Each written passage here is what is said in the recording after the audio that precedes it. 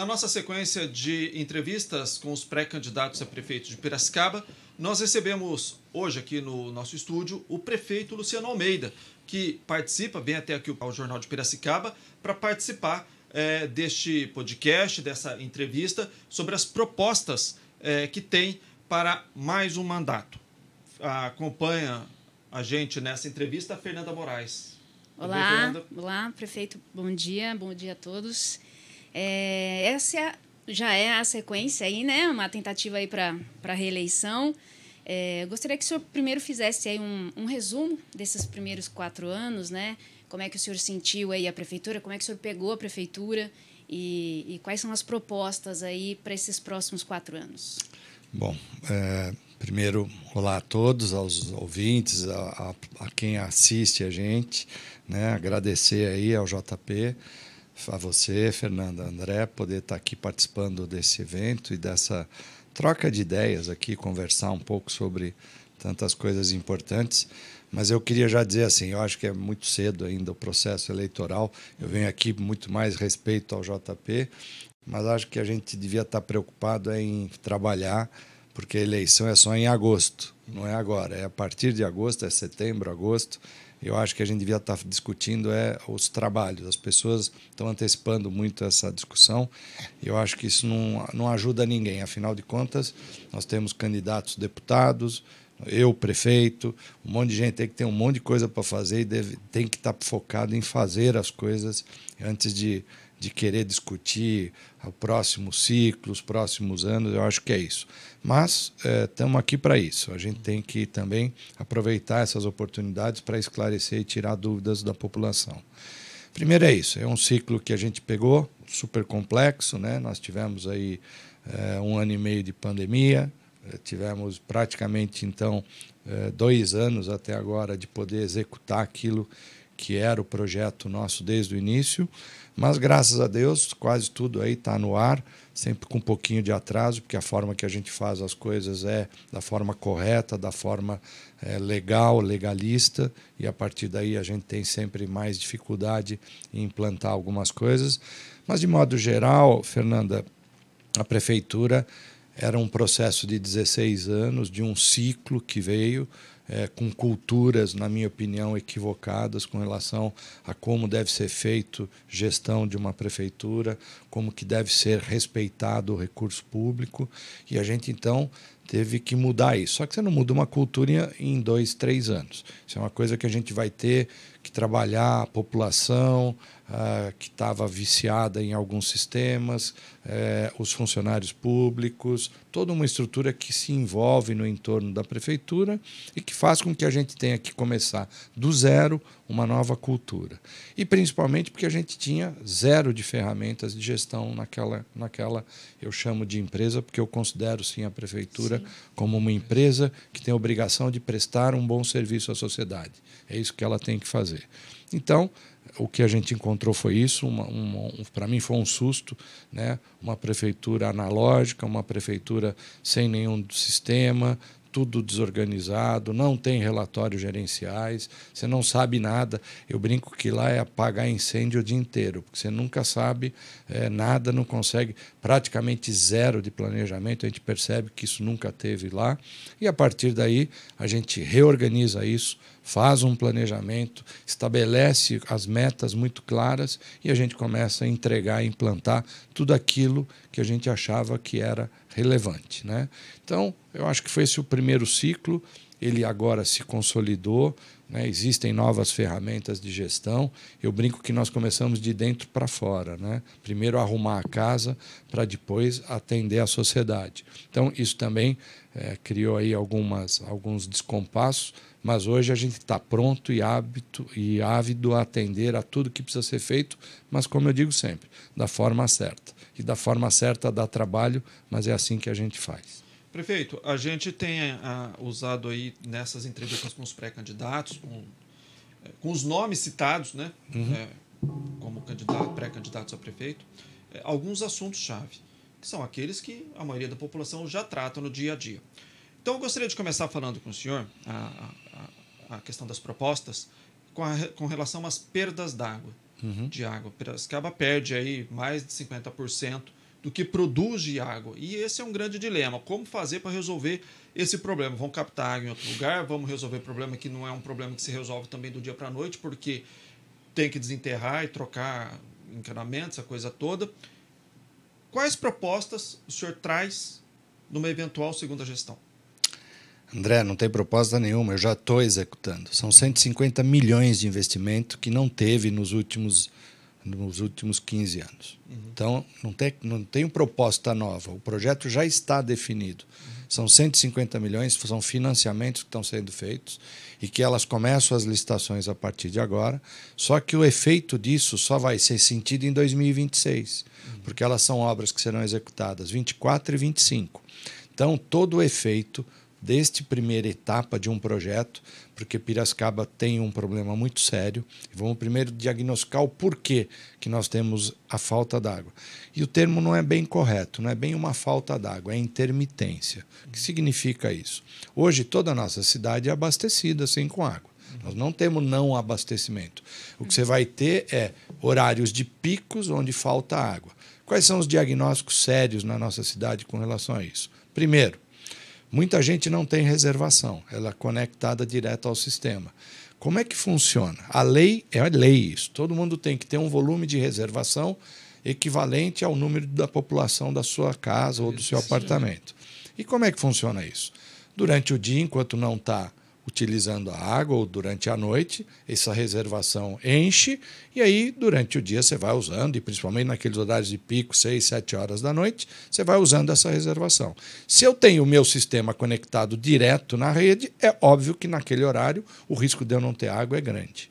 Sim. Esse é o primeiro ponto. Segundo ponto, foi feito sim uma autorização de crescimento desordenado na cidade desde 2010.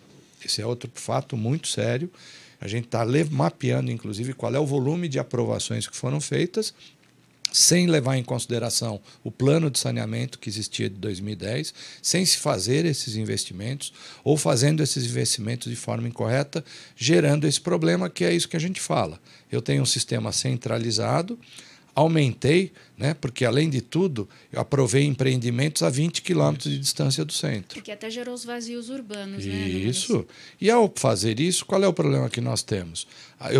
Eu aumento a pressão do sistema das bombas aqui para abastecer, porque é mais longe. Só que a rede antiga tem mais de 60 anos, ela estoura.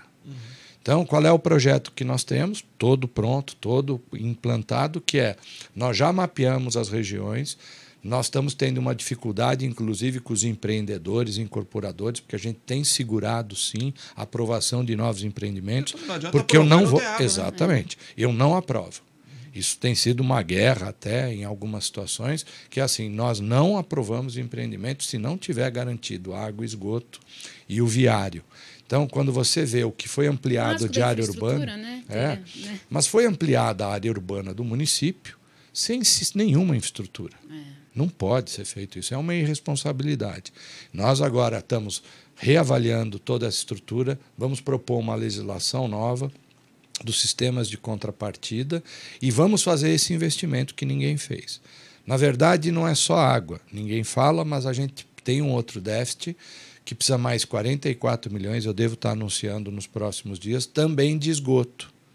Ninguém fala de esgoto, né? Porque foi terceirizado e acha que esse é um mundo perfeito. Não é perfeito. Para novos empreendimentos e ampliação da cidade, também precisa mais 44 milhões de esgoto. Mas aí quem que faz? É a prefeitura? Nós vamos fazer. Não será a Mirante. Nós vamos executar, a não ser que a gente não tenha capacidade financeira. Porque aí é outro problema. O contrato que a gente tem com a Mirante faz com que quando vou fazer eles fazem um investimento no nosso nome, fica 4 vezes mais caro do que se a gente fizesse, dado esse contrato tão absurdo que tem com a nossa empresa, que está ajudando a quebrar o SEMAI, inclusive. Então, o que nós estamos fazendo? Nós estamos fazendo os investimentos e a gente presta estrutura para este volume de 427 mil habitantes, nós vamos estar cobertos. Então, assim, não é proposta de fazer, já está contratado os financiamentos, nós estamos na fase de licitações, então, assim, eu não preciso fazer proposta nenhuma, já está em curso. Eu ouvi muita bobagem que as pessoas falam isso, precisa fazer acontecer, outra bobagem que eu ouvi assim, não tem funcionário para trabalhar, verdade, aposentou um monte, só que o concurso já está contratado também, a VUNESP já foi contratada para fazer concurso. Então, ficam falando bobagem porque não se dão nem ao luxo de saber o que está acontecendo. Então, vamos esclarecer. Falta d'água, sim, vai até 2026, não é falta d'água, intermitência, sim, vai até 2026, só que os investimentos já estão contratados e vai aumentar tanto a capacidade de captação, distribuição, reservação. Essa é uma parte. Agora, olhando para o futuro, nós temos que entender que não dá para ficar refém de captação do rio Corumbataí. Hoje a gente faz 80% do Corumbataí e 20% do Piracicaba. Se a gente pensar no universo de 20, 30 anos, tenho muito medo de que não haja água. Então, aí o projeto mais importante que eu vou iniciar, já contratei os estudos, é fazer, sim, uma reservação. Ter um reservatório que garanta o abastecimento durante o período de estresse hídrico do nosso município.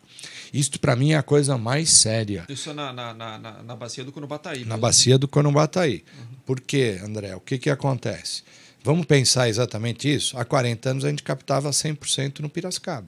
Sim. Hoje não capta mais. Para isso acontecer daqui a 40 anos no Corumbataí é a mesma coisa. E nós vamos captar onde? Poços? Não temos.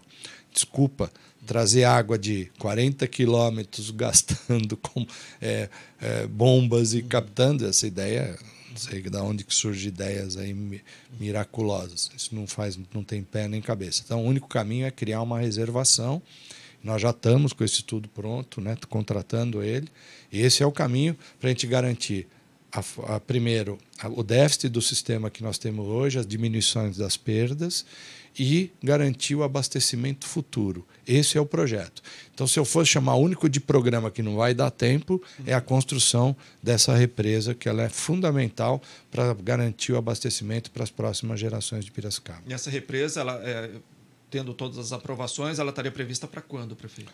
Olha, é uma obra de, vamos pôr aí, de 2 a 3 anos. Acho que até é sempre difícil falar em represamento, porque ela tem muitos detalhes, e depois de Mariana, então agora tem leis de segurança. Então, a Pedreira também estava parada, né? Está sendo retomada agora. Né? Mas lá foi problema da empresa licitatória, né? Que ela executou 70% do orçamento, só 30% da execução física, né?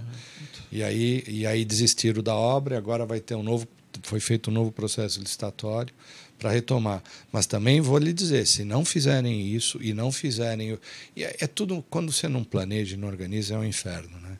Então, fizeram essas 2 represas. Qual era o objetivo dela? Ela sozinha não tem objetivo nenhum. Não tem falta d'água naquela região. A verdade é que era para abastecer a região de Campinas. Só que se não fizesse a adutora, e essa nem licitada estava, não vai resolver nada, porque eu tenho que fazer a transposição dessa água para a região de Campinas. Só essa obra custa mais de 1 bilhão. Não estava nem prevista nos orçamentos. Então, é o problema que eu falo sempre. A corrupção não é o maior problema da gestão pública, a incompetência é. Isso vai gerar prejuízos enormes para a população. E é isso que a gente tem que evitar, ter gestores incompetentes. Prefeito, muito se fala, né, nas redes, a questão dos buracos na cidade, o asfalto da cidade. Né? A prefeitura tem colocado novas formas de fazer essa pavimentação. Queria que o senhor falasse um pouquinho dessa questão aí, do porquê desses buracos, por que o asfalto em Piracicaba ele tem apresentado tantos problemas assim nos últimos anos. Fernanda, eu acho primeiro um privilégio, né? A nossa cidade se dá ao luxo de dizer que quando você faz uma pesquisa quantitativa ou qualitativa, qual é o maior problema? É buraco na rua.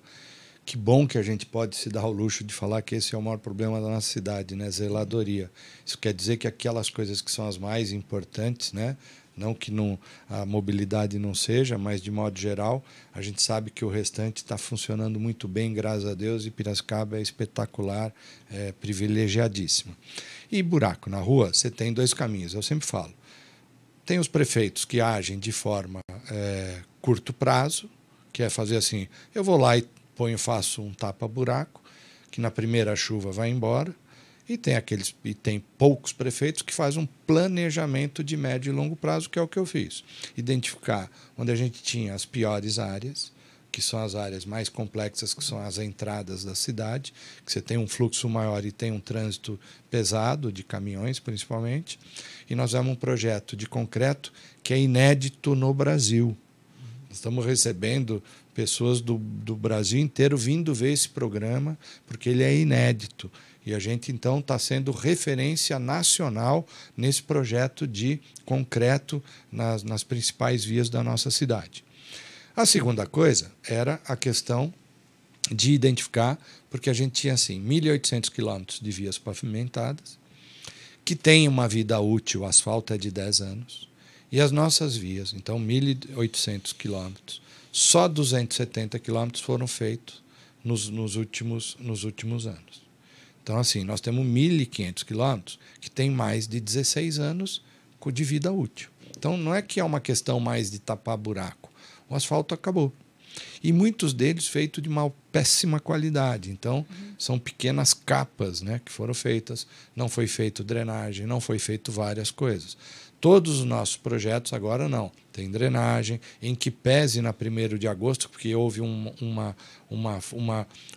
erro, porque em 2019, se eu não me engano, tinha sido feita uma intervenção de drenagem lá, e a gente imaginava que aquilo estava então resolvido, afinal gastou-se dinheiro exclusivamente fazer um sistema de drenagem, e infelizmente aquilo ainda não funcionou, e a gente já tem agora uma alternativa para resolver esse assunto, estamos acertando os últimos detalhes.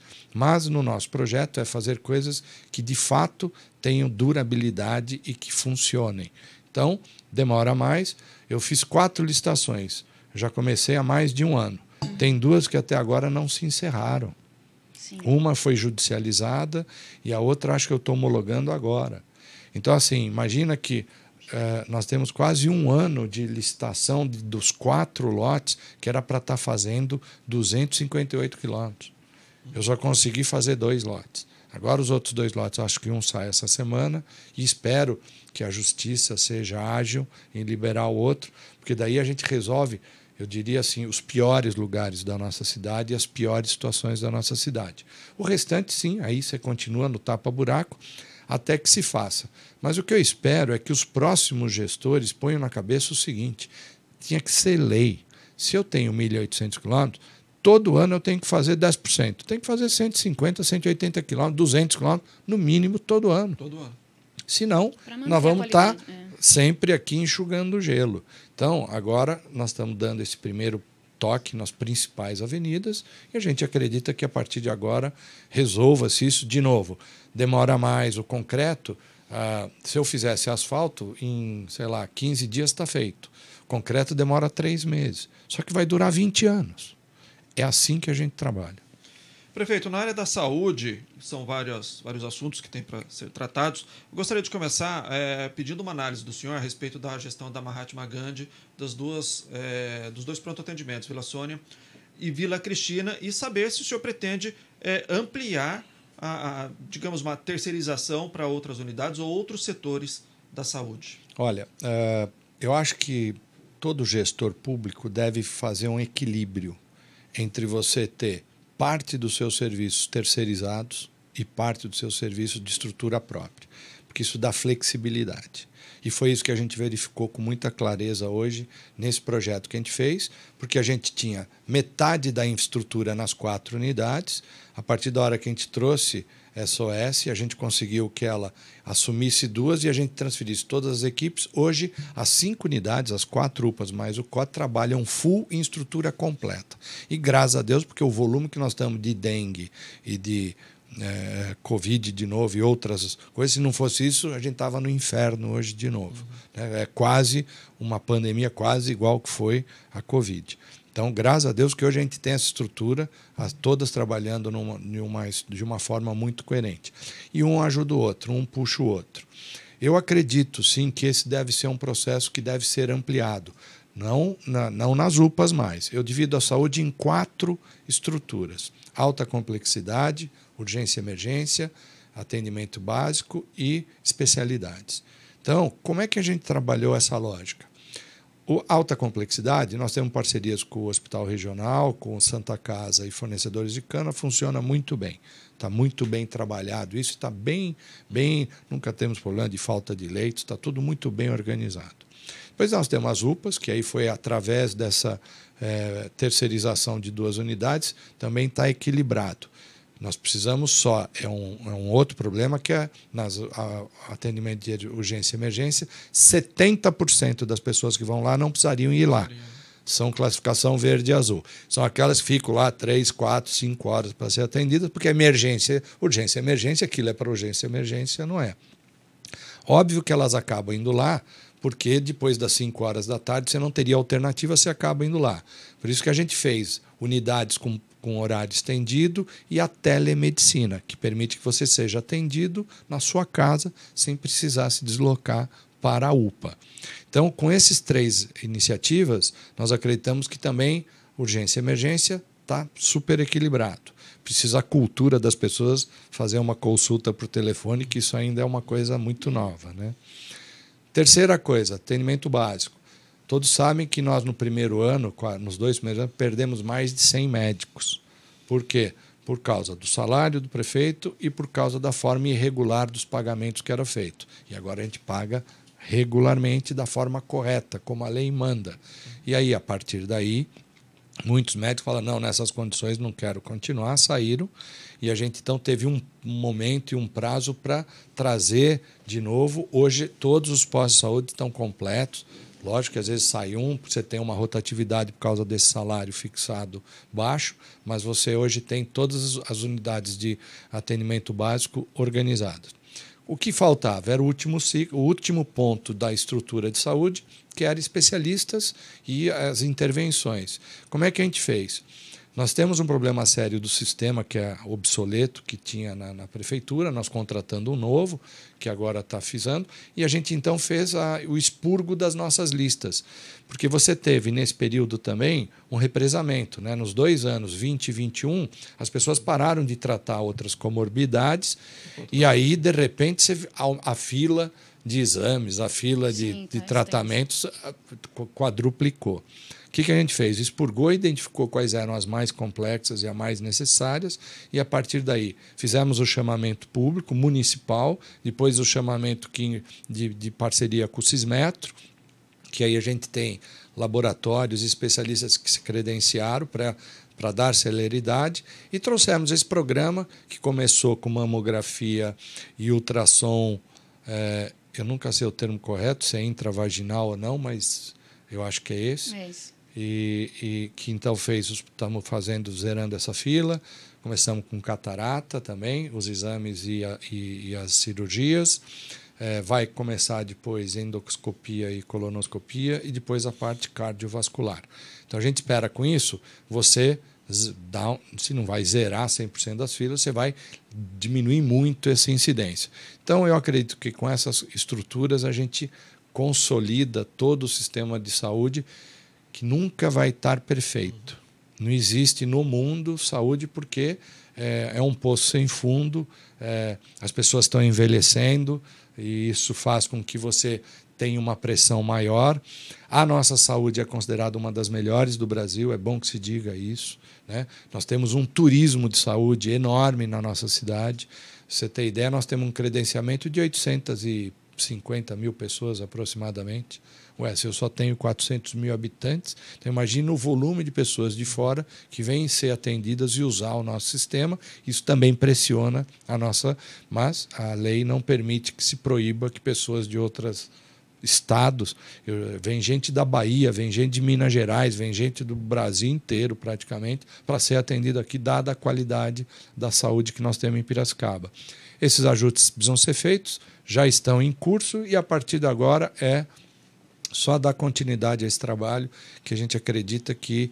E tem uma coisa importante que se soma a tudo isso, que também é o plano de cargos e salários, para a gente corrigir essas deficiências dos sistemas, não só aí do setor médico, mas da educação e dos demais funcionários públicos. Então, com isso, a gente consegue ter uma estrutura eficiente e que funcione a pleno vapor. Essa adequação salarial, principalmente dos médicos, né, ela começa a valer mesmo a partir da próxima... Isso, a partir de 1 de janeiro. Aprovado, foi aprovado o aumento do teto do salário do prefeito, que é o que impede... Imagina um médico... Impede, é que o médico não interessa, né? Não, mas você imagina o seguinte, eu vi um médico veio falar comigo e falou, Luciano, eu trabalhei, está aqui no meu Olerite, R$23 mil, e aí me deram 15, me deram um corte de 8, porque a lei não permite. Isso também está tudo errado, né? Então, mas é essa bobagem que ficaram aí com a história de limitar esse salário durante 20 anos. Como é que é, assim, eu brinco, né? Como é que uma empresa de 3 bilhões de reais, 8 mil funcionários, o presidente da empresa recebe 15 mil reais? Sim. Isso é uma hipocrisia, né?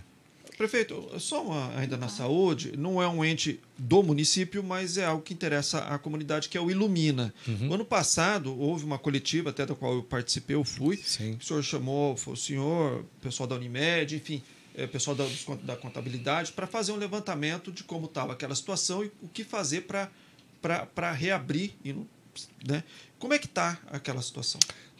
Tá bem evoluída. Eu não sei porque que as pessoas usam aquilo como parece uma coisa até sentimental, né? Aquilo é uma policlínica que fazia exames. Então, assim, nossa, é tão importante aquilo? É importante porque é um equipamento que está lá, subutilizado, e poderia estar sendo utilizado. Mas ninguém está sendo desassistido por falta dos exames que essa policlínica fazia. Hoje a gente faz através da Santa Casa e de outros parceiros. Então, isso precisa ficar bem claro. Ninguém é desassistido. É que o pessoal classificaram que para mim é um estelionato aquilo de hospital. Não é hospital e lá não se curava nada. Lá se fazia exames e diagnósticos. Então isso é importante. O que foi feito? Infelizmente os gestores que lá estavam quebraram aquilo, né? Essa é a verdade. E agora tem que se equilibrar, está tentando achar uma empresa ou alguém que assuma aquela instituição e a partir daí volte a operar. Foi feita uma intervenção branca, vamos assim dizer. Então, tem uma equipe que está levantando os passivos, quanto que deve para funcionário, quanto que deve para fornecedores, tudo mais, para entender quanto que é esse passivo, para que essa empresa que entra assuma, porque ela vai assumir os ativos e os passivos dessa instituição. E, a partir daí, o que nós, Prefeitura, dissemos assim, temos interesse, sim, que essa policlínica volte a prestar serviço para nós, e não só do que ela fazia, e que a gente espera que ela amplie, porque eu preciso de ultrassom, eu preciso de tantos outros exames, e se a empresa que lá assumir tiver preço e boa qualidade, puder prestar mais serviço, é tudo que a gente quer. Então a gente espera que nos próximos, sei lá, tudo correr bem aí. Eu acho que uma auditoria não deveria nem demorar tanto, já deveria ter se encerrado. Mas não depende da gente, porque é uma questão privada, mas a gente espera assim que talvez aí em 60, 90 dias, quem sabe a gente já tenha um anúncio de um potencial empresa que assuma essa instituição e que ela faça um convênio bacana com a gente e volte a prestar os exames que ela fazia antigamente. Hoje em dia, qual é a saída do município? Por exemplo, assim, existem algumas especialidades que o município não consegue cumprir, seja por falta de contratação, seja por falta de interesse do próprio especialista em assumir o cargo, né? Então, assim, às vezes a gente recebe algumas reclamações que faz 8 meses que eu não consigo marcar um exame ou não tem esse especialista para eu levar o meu filho. Hoje, qual é o caminho que a população tem quando precisa desse especialista, desse médico, e não há no município como atender essa pessoa? Existem protocolos definidos pelo próprio Ministério da Saúde e pelas leis. Então, outro dia eu vi um cara falar, não consigo um neuropediatra. Não existe esse profissional. E não sei se vai existir, porque os poucos que tem, hoje, com esse novo momento da era do TEA, né? do desenvolvimento autista, que há quem diga que daqui a pouco, para cada uma criança normal, terá uma autista. Estão dizendo isso. Se isso é uma verdade ou não, não sei. Mas isso está virando uma condição complexa.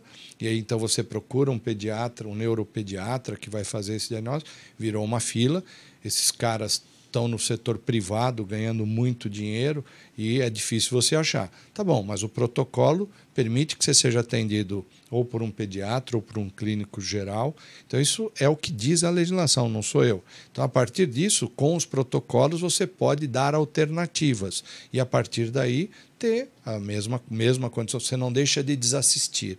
Então, isso são situações... Estou dando esse exemplo porque eu sei que esse é muito complexo e é uma das coisas que muito se ouve falar. Mas esta é a realidade.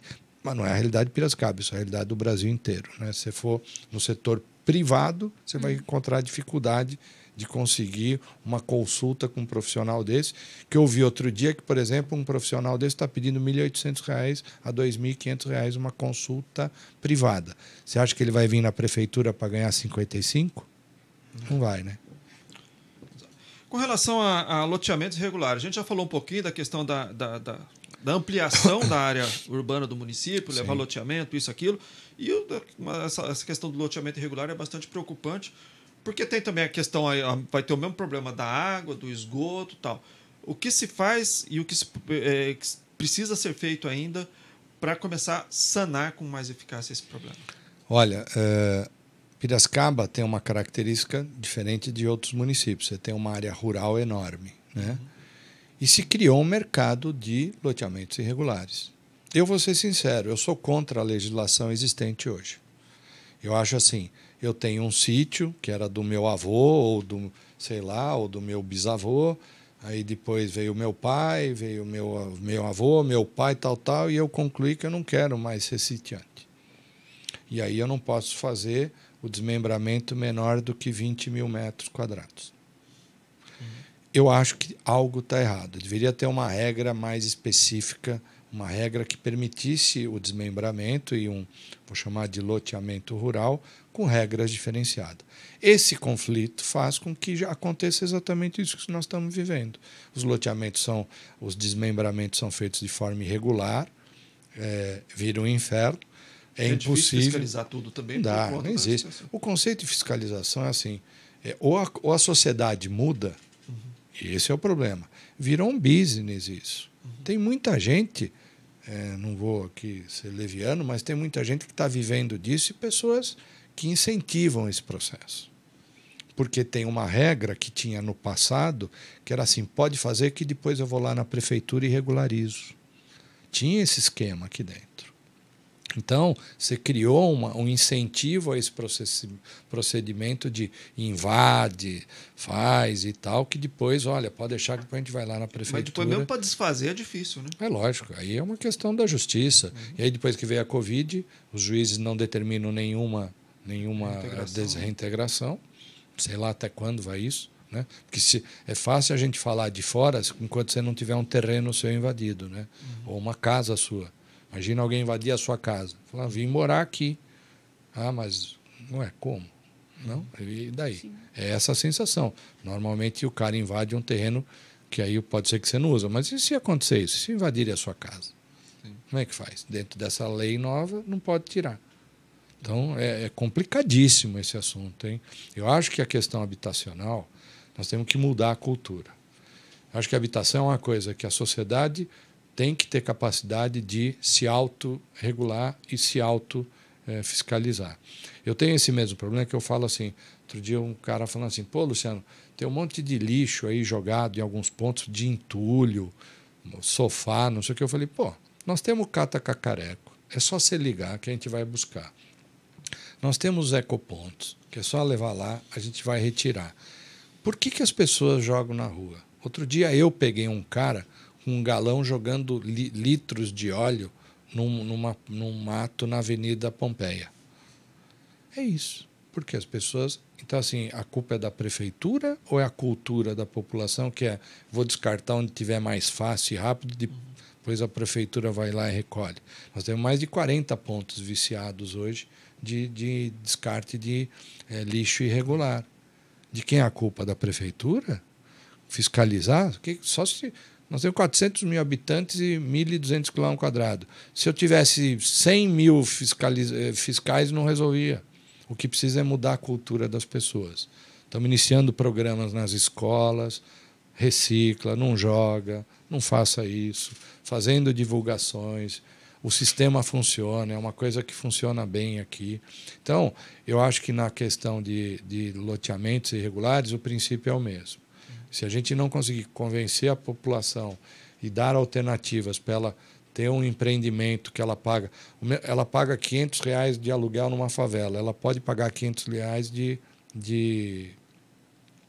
de mensalidade na compra de um apartamento ou de uma casa. Então, é isso. Mas aí não consigo mais fazer o gato, aí eu vou ter que pagar energia, vou ter que pagar água. Quantas pessoas eu conheço que receberam apartamentos habitacionais, alugaram aquele e voltaram para a favela, para a comunidade, para o barraco, porque lá não paga água, não paga energia, não paga esgoto. Então, assim, é cultural. Nós precisamos começar a mudar um pouco a cultura das pessoas. Isso, de novo, é um projeto de médio e longo prazo. Da nossa parte é tentar, sim, combater o máximo possível o nascimento desses novos loteamentos. E o inverso também é verdadeiro. Todos aqueles que estejam anterior ao marco legal, eu quero regularizar. Porque esse é um caminho. Aquilo que a lei permite, vamos regularizar. Tem mais de 200 loteamentos que daria para regularizar. Só que você enfrenta, sabe o que? O cara fala, mas se regularizar, vou começar a pagar IPTU, né? Vai, mas você vai ter os serviços. Sabe que uma coisa não equilibra a outra? Eu acho que também está faltando um pouco dessa relação de troca, né? De falar, pô, gente, vamos lá. Você reclama que tem um buraco na rua, você reclama que não tem asfalto no teu loteamento, você reclama que a água não chega, tal. Poxa, paga IPTU, que não vai pagar nada, normalmente valores significantes, mas vamos regularizar. Nós temos loteamentos aqui com mais de 100 anos, se bobear, né? Até hoje não regularizado, gente. Então não é de hoje que tem esse problema, é de muitos anos. Agora, precisamos mudar essa cultura de vou me aproveitar dessa situação. Vamos acertar, todo mundo fazendo certo, dá tudo certo. Em relação à educação, prefeito, a gente sabe que o principal gargalo hoje são as pré-escolas, né? São os berçários que, assim, o ideal seria o período integral, mas a gente sabe que hoje, devido à quantidade de crianças, existem algumas unidades que usam o meio período, né? Tirando algumas unidades do fundamental, que já são período integral, os menorzinhos ainda ficam meio período. Existe alguma ideia, alguma iniciativa para que todas as crianças consigam ficar período integral? Eu sei que isso é praticamente muito difícil de ser realizado no município, porque crianças nascem o tempo todo, né? Mas as mulheres precisam trabalhar e muitas falam, eu não vou para o mercado de trabalho porque meu filho fica só meio período, eu não tenho com quem deixar o restante do dia. Andréa, eu vou aproveitar esse gancho que você me deu para dizer o seguinte. Sabe aquelas máximas? Prefeitura nada funciona. Funcionário público é ineficiente. Político é tudo picareta. Essa falácia e essa retórica é igualzinha. Você sabe dizer quantas vagas eu tenho em espera hoje num sistema de 37 mil alunos? Na creche, em espera, para vagas que não é... Eu tenho 130 crianças, eu estou falando de 37 mil... Eu tenho 130 crianças que estão na fila de espera e não por causa só de vaga integral. É porque ela quer estudar naquela escola e ela não aceita estudar numa escola a 500 metros ou a 200 metros da casa dela. Eu tenho hoje no meu sistema mais de 4... Acho que dá 4... Desculpa, eu não vou falar 4. 1.800 vagas ociosas no sistema educacional de Piracicaba. Mas em creche? Também tem em creche, 480 vagas. Então, assim, acabou essa história. Isso ainda é uma conversa que vira de botequim, de falar assim, olha, sempre teve esse problema, não tem creche, não tem...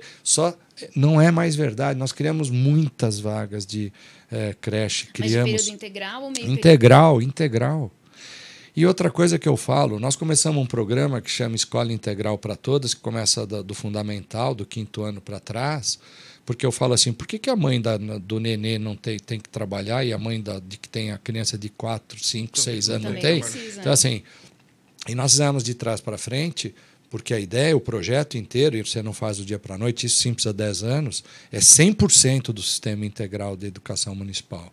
Já estamos terminando os 5º anos, vamos começar os 4º, e a ideia é 100% do sistema.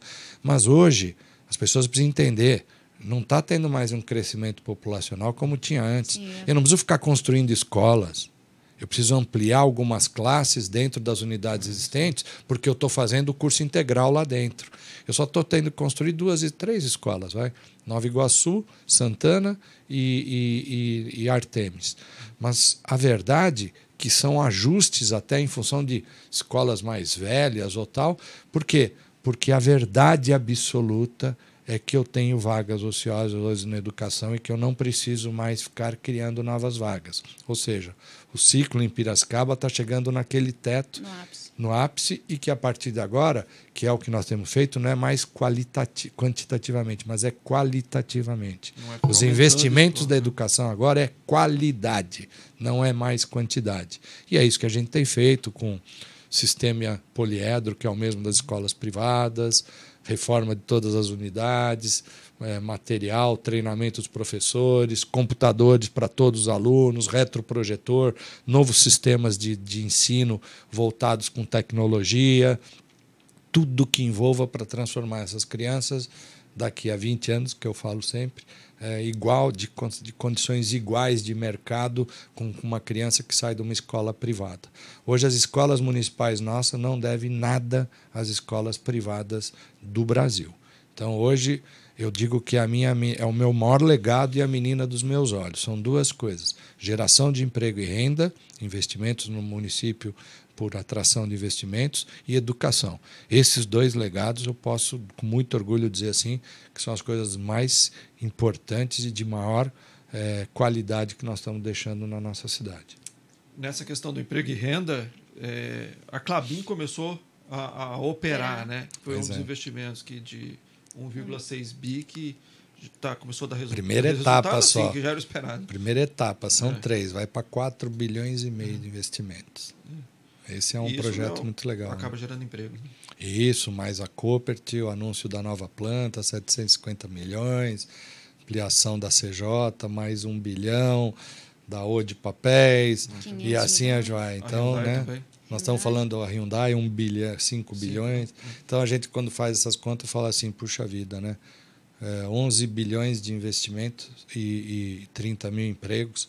Só de Caged deu 21 mil empregos diretos. Só por um efeito de comparação, nos 4 anos anteriores, deu 8 mil negativo. E o Caged médio só o registrado, né? Isso, é carteira assinada, demissão e admissão. Então, você imagina, nos 4 anos anteriores ao nosso foi 8 negativo. E nós estamos com 21 positivo. Então, eu acho que esse é o caminho, né? Eu sou sempre fã disso. Eu queria que o mundo não precisasse de prefeitura. E para não precisar de prefeitura, a pessoa precisa ter emprego, renda e uma boa educação. E a partir daí ela consegue cuidar da vida dela e não depender do poder público. Esse é meu sonho, um dia conseguir implantar isso. Prefeito, muito obrigado pela sua participação aqui conosco, viu?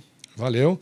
E vamos lá, mas quero combinar com vocês. Vamos falar de eleição em agosto e aí eu começo a apresentar para vocês o planejamento que está sendo feito.